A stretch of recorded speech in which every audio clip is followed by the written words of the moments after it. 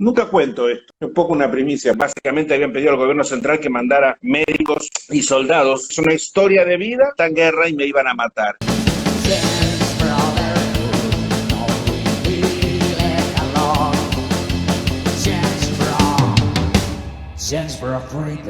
Casi no se necesitan visados, casi, ¿no? Para viajar por el mundo. En aquel entonces yo necesité visado para todos los países, para todos. Para todo necesitaba visado. Y, y yo dije, no, no, no, no, no, no, no, no, no. No, yo tengo que ir no, que está en guerra, no, gracias, no, yo voy a ir y voy a cruzar en los países. Me cuidaré, tenía miedo, ¿sí? Y ahí cruzo, me voy de Panamá a Costa Rica, al Cerro de la Muerte, que fue terrible, la neblina esa que me decían que podía matarme, y efectivamente casi esa neblina que parecía algodón, casi me desbarranco, y después sí, Nicaragua en guerra, las bombas, los tiros, El Salvador destrozado, era el Vietnam de Centroamérica, ¿no? Los puentes destrozados, los ataques permanentes, la CIA, el Irán contra, en fin.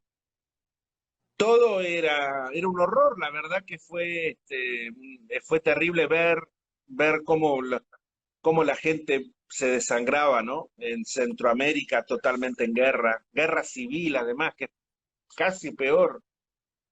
Y con la moto, bueno, iba pasando, me disparan en Nicaragua al costado de la moto, por culpa, bueno, no por culpa mía, sino había un cartel que decía en Nicaragua, decía policía acostado, decía el cartel. Yo decía, ¿qué? Iba andando con la moto por la ruta, policía acostado, ¿qué será, no? Policía acostado 2000 metros. Bueno, yo seguía con la moto. Policía acostado 1000 metros. Policía acostado 500 metros. Yo decía, joder, que habrá un policía que está acostado en la ruta. ¿Qué? Y ahí pego en lo que llamamos en Argentina lomo de burro, le llamamos, Lomo de el burro. escalón en la ruta para relentir. Era muy alto, le pego muy fuerte con la moto abajo, saca chispas, pego en dos lomos de burro o policía acostado, como se dice ahí en Nicaragua, y paro la moto y ahí escucho ta, ta, ta, ta, al costado de la moto y me habían tirado porque pensaron que me escapaba y levanté los brazos, ¿no? Y ahí, bueno, vuelva, venga para acá, venga, y ¿por qué se escapa? ¿Por qué se escapa? Y entonces les expliqué y cuando les dije que era turista, ahí se empezaron a reír los soldados, ¿no? El turista, no hay turista, estamos en guerra, no hay turista. Pero yo no sabía qué decir, porque mi inocencia era gigantesca, era un muchacho de 30 años con la mentalidad de uno de 16. Ah, No tenía no, no era James Bond, no, era un muchacho inocente que iba detrás de un sueño, nada más, aprendiendo. Y inocentemente le dije que era turista. Entonces, bueno, todos se reían ahí. Y me dejaron ir. Yo no me quería ir porque digo, ahora me voy y me van a tirar por la espalda. No, no, no le vamos a tirar, dice, pues vete. Y ahí crucé El Salvador, todavía peor El Salvador, todavía peor. La guerra de Centroamérica. De ahí llego a México y había sucedido el terremoto de México del 85, de septiembre del 85. México estaba totalmente destrozado, los edificios caídos, edificios de departamentos de 20 pisos caídos así apoyados en otro. Eh, Habían aplastado uno sobre otro. La gente viviendo en las calles destrozadas, la gente sin comida, sin agua. Y entonces en México me ofrezco para repartir alimentos. Hablo con un periodista muy famoso, Saludowski, y me dice, bueno, es este argentino que llegó con la moto. Y entonces me dieron una camionetita y ropa para niños de 2 años y chocolate de beber, de tomar. Y entonces me mandaron a un lugar y la gente hacía fila y yo le daba una ropita a los niños de 2 años y una taza de chocolate. Y al final del día la gente me agradecía, me daba las gracias. Y yo me puse a llorar. Y siempre que me acuerdo de eso me vienen las lágrimas, porque la gente que no tenía nada en México fue para mí una enseñanza. Ver esos mexicanos en la calle destrozados sin nadie que encima me daban las gracias a mí porque yo les daba una taza de chocolate, ¿no? O sea, todo era enseñanza, todo era aprender.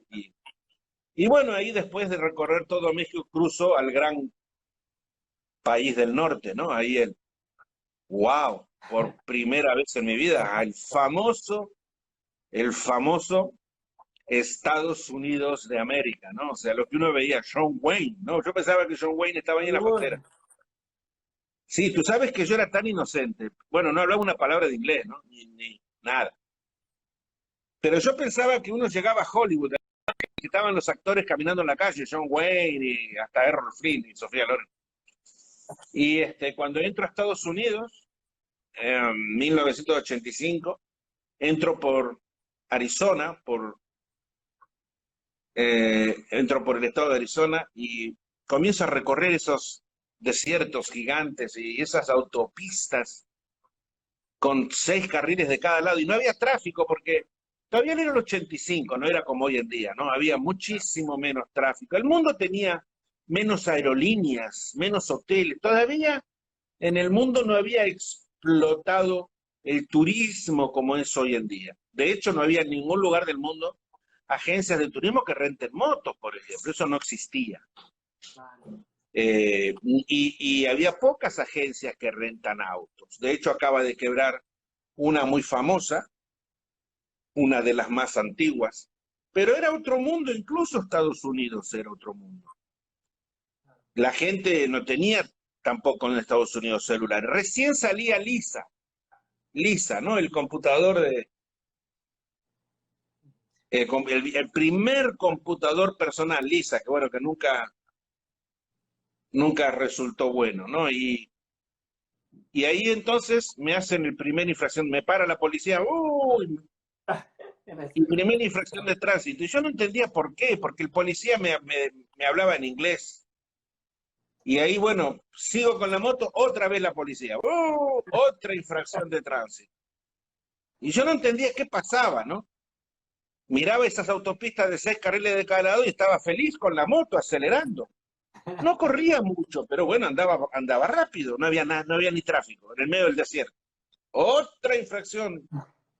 Y ahí me doy cuenta que el 55, en aquel entonces era 55 millas máximo. Millas. 55, imagínense, 84 kilómetros por hora. Yo no entendía, digo, 84 voy durmiendo en estas tremendas autopistas. Y, y bueno, al final llegué a la ciudad de Los Ángeles. Impresionante la ciudad de Los Ángeles con todas esas autopistas que se cruzaban. Y tenía una dirección. Ahí alguien me había dado una dirección. Cuando llegues a Los Ángeles, llama este teléfono. Llegué a las 11 de la noche y yo no sabía en Los Ángeles dónde salirme de la autopista. Y había un nombre que decía La Ciénaga. Ah, un nombre hispano. Me salgo en La Ciénaga. Y hay un teléfono público, porque eran los teléfonos de metal con el cordón. Y hablo en el teléfono público. Yo quería hablar en el teléfono público, ponía monedita y no, y una voz me decía algo. Y yo no sabía lo que quería decir. Y al final me di cuenta, después de mucho que las moneditas me volvían, que había que poner un 1 delante del código de área. Antes había que poner el 1. Bueno, ahí pongo el 1 y me atiende un señor en argentino, Jorge. Y le explico, vine en moto desde Argentina. ¿Cómo que en moto? Sí, vine, estoy dando la vuelta al mundo. ¿Y dónde? Y me dice, ¿dónde tú estás? Y le digo, en Los Ángeles. Sí, ¿dónde? Los Ángeles es una de las ciudades más grandes del mundo. Entonces me dice, ¿qué es lo que ves? Y yo miro para la esquina y le digo, en la esquina hay un cartel rojo con letras blancas que dice stop. Sí. Pues el hombre se estuvo riendo del otro lado del teléfono y yo no sabía por qué se reía, ¿no? Entonces me dijo, bueno, que había millones de carteles de stop, que eso quería decir pare. Me dice, bueno, deja el teléfono colgando y ve a la esquina. Bueno, y ahí fui hasta la esquina, miré el nombre de las calles, volví, y cuando le dije el nombre de las calles, me dice, voy a tener que conocerte, estás a 5 calles de mi casa. ¿Cómo fue que tú, yo no sé, salí acá? Y ahí, y me acuerdo que yo decía, estos americanos, ¿no? Yo había escuchado, ¿no? La sociedad de consumo, ¿no? El capitalismo. Yo decía, qué bárbaro. Estos americanos, ¿cómo hacen publicidad? compre carros, compre carros. Claro, use cars, ¿no? Use, U-S-E-D, use, de usado, ¿no? Pero yo leía use carros, ¿no? Use carros. ¿Cómo, cómo incitan a use carros, use cars? Y bueno, con ese cero de inglés empiezo mi recorrido. Me arrestan en Los Ángeles, ahí en Los Ángeles, en Santa Mónica, sufro por primera vez en mi vida un arresto, helicópteros, los carros de policía, contra la pared, me quitan la moto, me ponen las esposas, me meten en el carro de policía, y me llevan a la prisión de Santa Mónica. Y yo no sabía por qué. Y en la prisión me ponen en una celda, me quitan todo, me fichan, me pongo los deditos, el número, un criminal internacional. Y resulta que al final me busca una familia que me conocía, me meten en la prisión, bueno, y me sacan pagando una pequeña fianza, tenía que presentarme a la corte, y cuando me presento a la corte, el juez Thomas Doyle, no me puedo olvidar nunca, con una traductora, me dice, usted tiene cargos por haber corrido a 180 millas por hora en Pico Boulevard el sábado a la noche, por haber escapado de la ley, por haberle pegado a un policía. Y ahí fue cuando yo me enojé, ¿no? No. Y por tener todos los documentos falsos. Yo tenía 5 cargos. Y entonces ahí grité en la corte que eso no se hace, ¿no? Que estaban mintiendo. Bueno, el juez pidió calma y que explicara. Y el juez entonces dijo, nadie puede andar a 180 millas por hora en Pico Boulevard un sábado a la noche. No existe eso, dice. Y además, este hombre ha cruzado todo el continente para venir a pegarle a un policía. Bueno, resulta que me estaban buscando un latino que no hablaba inglés en una moto negra y que operaba vendiendo droga los sábados a la noche en Santa Mónica. Justo, moto negra, latino, no hablaba inglés, Santa Mónica, sábados a la noche, y dijeron, tenemos al delincuente. Luego la policía, cuando se dio cuenta, quisieron salvarse ellos y me pusieron cargos que no eran verdad. Claro. Pero finalmente en corte me quitaron todos los cargos, me dijeron si quería hacer un juicio, yo no quería, yo quería seguir mi viaje. Pero para mí fue una experiencia, me parecía hollywoodense, los helicópteros en el cielo, la luz que me alumbraba, ¿no? Ese reflector que te quema el cerebro. Me parecía que estaba en una película de Hollywood. Ya después cuando me metieron en la prisión no me gustó mucho el tema, ¿no? Ya me asusté. Pero bueno, se iba haciendo el viaje, iba aprendiendo. Dormía en ese entonces, dormía siempre sin dinero. La gente me regalaba un tanque de gasolina. Yo me paraba en las esquinas. Había aprendido una cosa, que si me paraba en las esquinas donde había movimiento de gente, la gente se acercaba a hablarme porque le llamaba la atención. Un viajero, parecía un astronauta de otro mundo, un marciano con una moto gigante, con un plato volador negro. Y la gente me hablaba. Y entonces a veces conseguía un lugar que me invitaran. Bueno, ¿quieres quedarte en mi casa?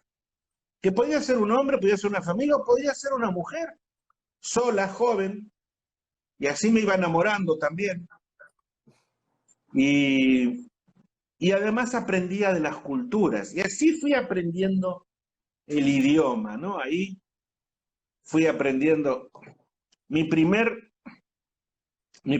hamburguesa en un McDonald's, el primer día que entré a Estados Unidos, esto es cómico, vi McDonald's y, yo decía, había escuchado de eso, McDonald's.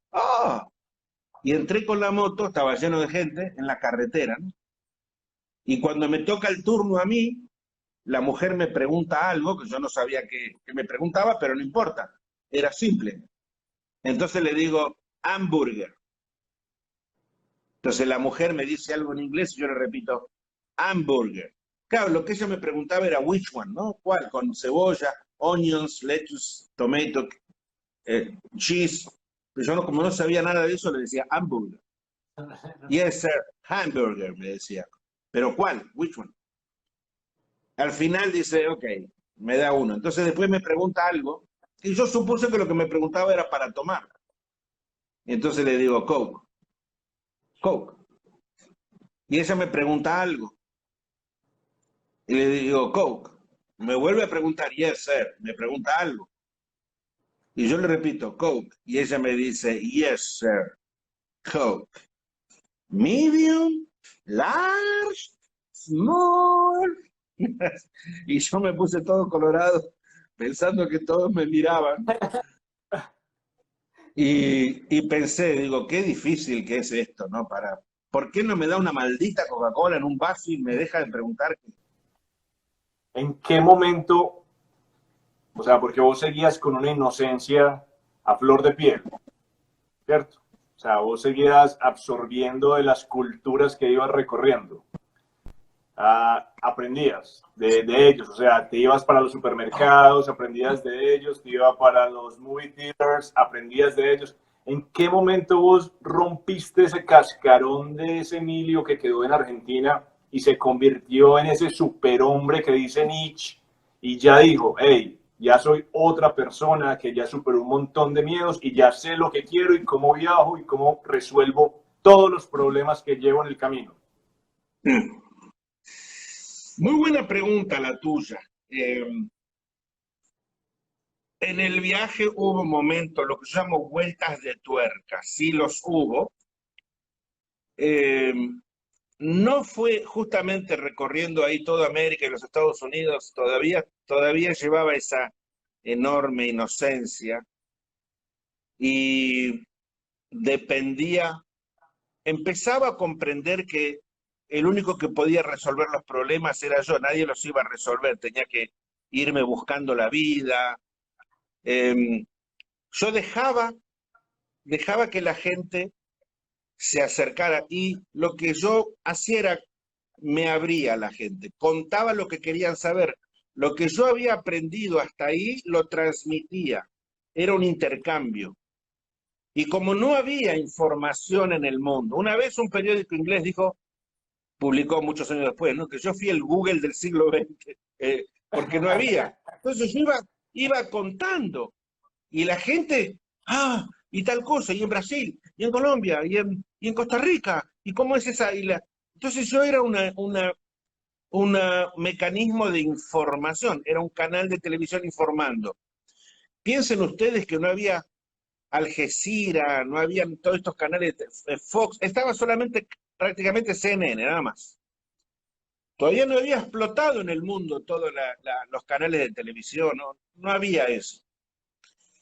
Y entonces la gente me ayudaba un poco, cruzo el Atlántico en un avión de carga a Europa, viajo por todo Europa y todavía era el comunismo. Pero contestando tu pregunta, después si quieres les hablo del tema, contestando tu pregunta, el cambio de tuerca grande fue en el quinto año de viaje, cuando termino de recorrer el continente africano. Cuando termino de cruzar los 55 países de África, yo regreso a Europa, ya camino para Asia, y era otra persona.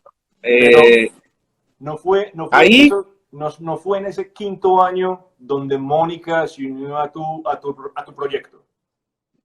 un poco después, porque Mónica en realidad viaja a la India. Yo hasta ese momento no pensaba en Mónica. Mónica había sido una novia a la que yo le dije, cásate, haz tu vida, ten tus hijos. No pensaba ver nunca más en mi vida a Mónica. Y aparte yo iba enamorándome en cada lugar que llegaba y además estaba convencido que la gran maravillosa, la Mujer Maravilla estaba delante, en algún lugar esperándome.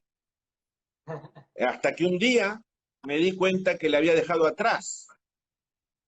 Y ahí, bueno, vino Mónica a la India, pero eso fue después. Cuando yo salgo de África, donde estuve 2 años y un día para recorrer los 55 países de África, ahí era otra persona, ahí había perdido la inocencia, ¿no? Las guerras de África, las guerras tribales, las enfermedades, la epidemia de ébola, el tema de los diamantes, muchas cosas, los animales, el clima, el cruce del desierto del Sahara, la guerra de Somalia, los ataques de los piratas, que ahora lo vemos en película, pero cuando yo ya para ese entonces escribía, ya ahí sí era escritor, estaba escribiendo para revistas de casi todo, de muchos lugares del mundo, contando la historia, que lo contaba de política, de religión, yo empecé a hablar del Islam, nadie hablaba en el mundo del Islam, de Muammar Gaddafi, de Caneta Kaunda, de Mobutu, del Zaire, el presidente del Zaire, Mobutu Sese Seko Kuku Wasabanga. Yo escribía sobre esos emperadores, Bokassa de Centroáfrica, de los gorilas de Ruanda, de las montañas de la luna, que la gente los conoció después en la película Gorilas en la niebla la historia de Diane Fossey, ¿no? Con Sigourney Weaver. Y yo lo contaba, y bueno, ya ahí sí perdí la inocencia, ahí ya me hice, digamos, me hice hombre. Ahí fue cuando hubo que tener parte de rudeza también, ¿no? O sea, además que había tenido que había estado 5 veces en prisión en África, una vez en Liberia, de las 5 veces, por primera vez me pegaron, en la cara siempre del mismo lugar, pidiendo mi confesión de que yo había ido a matar al presidente, Samuel Kenyon Doe, en Liberia, que ellos tenían pruebas de que yo trabajaba para Taylor. Y todas, imagínense ustedes, ¿no? O sea, el mundo todavía hablaba del espionaje. La gente me señalaba, me decían, todas las lenguas que se imaginen, espión, espía, spy. El tema del espionaje en aquellos años era el tema del día. Cualquier cosa que tú llevaras si llevabas una radio, una cámara de fotos, eras un espía. O para los rusos, o sea, para los soviéticos, o para los americanos. O trabajabas para la Unión Soviética o para los Estados Unidos. O trabajabas para Gaddafi. El mundo era, todas las fronteras donde tú llegabas eras un espía. En todas las aduanas venías a vender la moto y llenarte de dinero. Traías armas. Casi no importaba droga, pero seguramente traes armas escondidas. Todo se refería en ese entonces a el espionaje. Y Maradona, que ya les contaré. Pero yo mi lucha diaria era convencer a los gobiernos, a la gente, a los policías, a los militares, a las fronteras, a las aduanas, a migraciones, que no era un espía. Que yo no trabajaba ni para el gobierno de Estados Unidos, ni para la Unión Soviética, no. Pero entonces eras un periodista. Y ahí también tenías un problema. Estás investigando. Otro problema. Ya una cámara de fotos era probablemente el arma, para cualquier gobierno de aquella época era un arma. Te veían con una cámara de fotos y era como si te vieran con un RPG para volar un tanque. Creo que si me veían con una ametralladora, no era tan grave como la cámara de fotos. La cámara de fotos era un cartel que decía, vengo a investigar, a fotografiarlos y mostrarles al mundo lo que hacen. Entonces, yo vivía en una lucha permanente de interrogaciones, que también era un aprendizaje, y no me quejo de eso, lo cuento porque yo en ese momento lo vivía apasionadamente, lo volvería a vivir igual. Y el mundo era así. Yo no estoy contando esto criticando esa situación. Ese era el mundo. El mundo era eso. En el mundo estaba el norte y el sur, el comunismo y el capitalismo, el muro de Berlín de un lado y el muro de Berlín del otro. Ceausescu en Rumania. Yo recorrí la Rumania de Ceausescu, que fue terrible. Crucé el muro de Berlín del otro lado y vi un país que vivía en 1945. La Segunda Guerra Mundial no había terminado. Los tanques y las motos con Sidecar y los soldados con la metralleta en Alemania del Este andaban por la calle como en la Segunda Guerra Mundial. Entonces, cuando cuento esto, cuento cómo fui perdiendo, sí, la inocencia, cómo fui aprendiendo, porque el mundo me iba a enseñar. El mundo me iba a hacer que dejara de ser el inocente muchachito que partió de Buenos Aires con $300, pelirrojo, con una moto que no sabía manejar. El mundo, la universidad de la vida me iba a enseñar. Y como yo estaba dispuesto a aprender idiomas, y ahí aprendí francés, y ahí aprendí italiano y portugués y árabe, o sea, iba aprendiendo a comunicarme con la gente, aprendí a fotografiar. Sí es verdad que espiaba, claro, es verdad que era un espía, porque yo fotografiaba, metía las narices en los lugares más insólitos, la magia negra y el vudú de África del Oeste. En Benín, que era un país comunista, me acuerdo en aquel entonces, Benín, me invita a vivir en su casa un francés, de Francia, un francés. Y el tipo abiertamente en su casa me dice, yo soy espía, trabajo para la Sûreté de Francia. Y la gente sabe que soy un espía. Espío todo lo que hace el gobierno y lo mando a mi gobierno. Y acá saben que, pero a los que saben les doy dinero, los compro. O sea que yo veía el mundo real, que mucho después se empezó a conocerse a través de la televisión y de las redes sociales. Hoy en día estamos viviendo una pandemia al minuto, al segundo sabemos cuando muere una persona en un lugar. Se muere una persona en Rusia y todos nos enteramos. Y sabemos la edad hasta que tiene y cómo se llamaba. En aquel entonces fue la pandemia del ébola. Y el mundo ni se enteró. El malaria, la gente en África, yo tuve malaria en África, en Congo, y que fue terrible. Fue la verdad que un espanto. Tener malaria me quería morir. Yo en un momento dado hubiese firmado mi muerte. Bueno, todo esa era pérdida de inocencia, respondiendo a tu pregunta, ¿no? Ahí fui donde me di cuenta. Y ahí cuando salgo de África, en el 5.º año de viaje, me doy cuenta de que lo que yo iba escribiendo, iba mandando a Europa sin saber si llegaba o no, porque no es que lo mandaba por internet, escribía con Bic, con bolígrafo, en papel, o con lápiz, y hojas, y hacía unos artículos y apasionados. Y las fotos eran diapositivas, cortaba con la tijerita cada fotito, las ponía en marquitos de plástico, ponía eso en las hojas de plástico, y no tenía dinero para comprar esos rollos de fotos que eran muy caros, y los pedía. Iba a los negocios de fotos, mire, por favor, estoy viajando por el mundo, y usted me revela. Algunos me decían que no, otros me decían, aparte cuando entraba en un negocio tenía 50, 70 o 100 rollos de fotos.